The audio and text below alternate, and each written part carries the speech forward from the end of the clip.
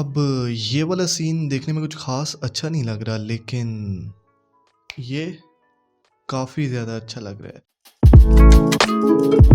किसी भी तरह की सिनेमेटोग्राफी, वीडियोग्राफी या फिर फोटोग्राफी के लिए सबसे ज़्यादा इम्पोर्टेंट चीज़ है लाइटनिंग। अब वीडियोस में लाइट्स का काम उसी तरह है जिस तरह लड़कियों के लिए मेकअप का। तो मेकअप जो है ना वो हम बाद में करते हैं, पहले हम थोड़ी तैयारी करते हैं, अपने टूल्स वूल्स रेडी कर लेते हैं।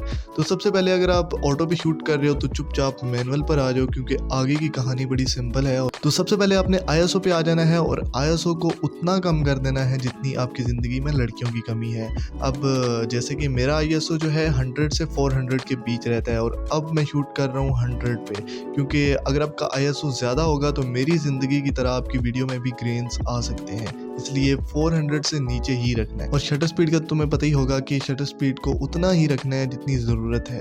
मिसाल के तौर पर अगर तुम लोग शूट कर रहे हो 24 फ्रेम्स पर सेकंड पे, तो आपने रखना है 1/48, और अगर आप 60 पे कर रहे हो तो 1/20, क्योंकि अगर आप ज़्यादा रखोगे या कम रखोगे तो आपकी वीडियो में फ्लिकरिंग आ सकती है, और अगर आप बेस में ही ख़राबी कर दोगे तो फिर तो काम ख़राब हो जाएगा। उसके बाद third thing is aperture. Aperture को जितना कम रख सकते हो उतना कम रखो, क्योंकि जितना कम अपर्चर होगा उतनी ज़्यादा लाइट आएगी और उतना ही ज़्यादा आपको बैकग्राउंड ब्लर मिलेगा। अब मेरे केस में मैंने इस वक्त 1.4 पे सिलेक्ट किया हुआ है, क्योंकि मैं इससे ज़्यादा कम नहीं कर सकता।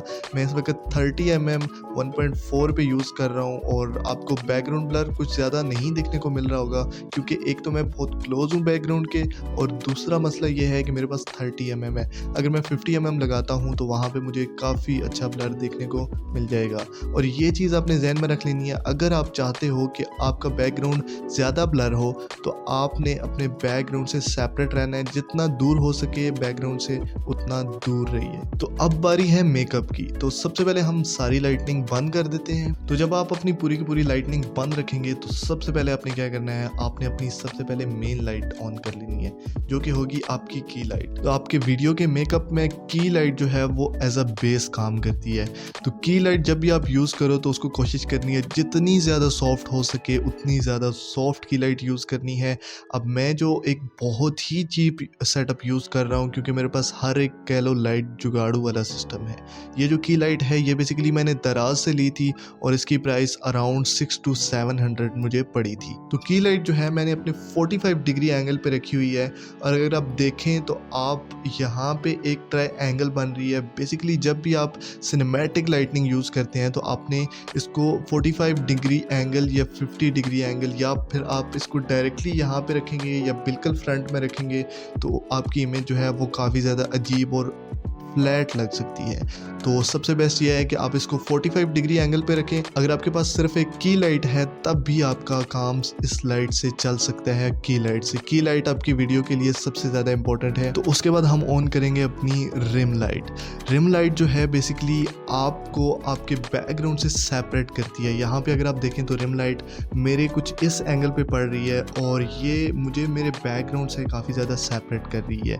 रिम लाइट को मैं एज एक RGB लाइट यूज़ कर रहा हूँ, जो कि RGB फ्लड लाइट है, और इसकी प्राइस मुझे अराउंड 400 कुछ की पड़ी थी, और काफ़ी अच्छी लाइट है। बस अपना काम जो है इजीली निकाल देती है, क्योंकि मैंने आपको बताया कि मैं बहुत ज़्यादा चीप और बजट सेटअप यूज़ कर रहा हूँ। तो रिम लाइट का इफेक्ट आपको आइडिया हो गया होगा कि कितना ज़्यादा इफेक्ट पड़ रहा है। और उसके बाद हम आएंगे बैकग्राउंड लाइट पे।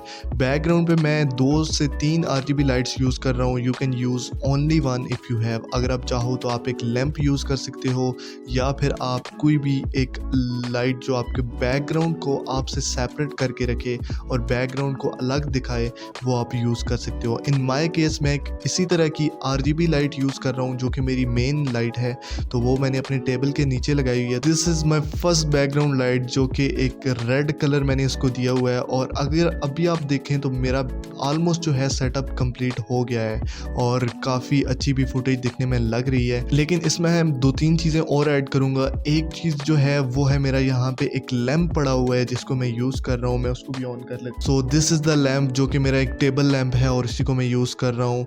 और आप बैकग्राउंड में कोई भी और चीज़ें यूज़ कर सकते हो। अगर आपके पास फेरी लाइट्स हैं, you can use fairy lights, और any other light that you have you can use it. अगर आप अभी अपनी फुटेजेस को देखेंगे तो पहले और अब में बहुत बड़ा डिफरेंस होगा। इस तरह से आप अपनी लाइटनिंग को जो है इम्प्रूव कर सकते हैं। अब इसमें अगर अगर आप एक और एडिशन करना चाहो तो यहाँ पे इस साइड पे अगर आप एक लाइट देना चाहो तो वो भी आप देख सकते हो, क्योंकि यहाँ पे अगर हम देखें तो काफ़ी ज़्यादा डार्क लग रहा है। मेरे ख्याल में ये काफ़ी अच्छा लगता है, लेकिन अगर आप चाहें तो यहाँ पे एक लाइट दे के अपने इस एरिया को यहाँ पे आपने बहुत ही हल्की सी, अब ये आपकी की लाइट से बहुत ज़्यादा, यहाँ पे की लाइट कह लो कि आपकी 100% है, और जो हमारी यहाँ पे हम साइड लाइट देंगे वो अराउंड हम 20% देंगे, ताकि बस वो हल्का सा हमारा ये जो डार्कर एरिया है उसको लाइट अप कर दे। तो इस तरह से आप अपनी वीडियो को बहुत ही ज़्यादा सिनेमैटिक वे में शूट कर सकते हैं। Hope you guys like it. अगर आपको वीडियो पसंद आई है तो इस खुशी में सब्सक्राइब का बटन, अगर आपको वीडियो पसंद आई है तो लाजमी दबाना, अगर नहीं पसंद आई तो you can do thumbs down, ताकि मुझे भी आइडिया हो कि मुझे वीडियो इंप्रूव करनी है। मैं मिलता हूँ आपसे एक और नई वीडियो में। टिल देन, अल्लाह हाफिज़।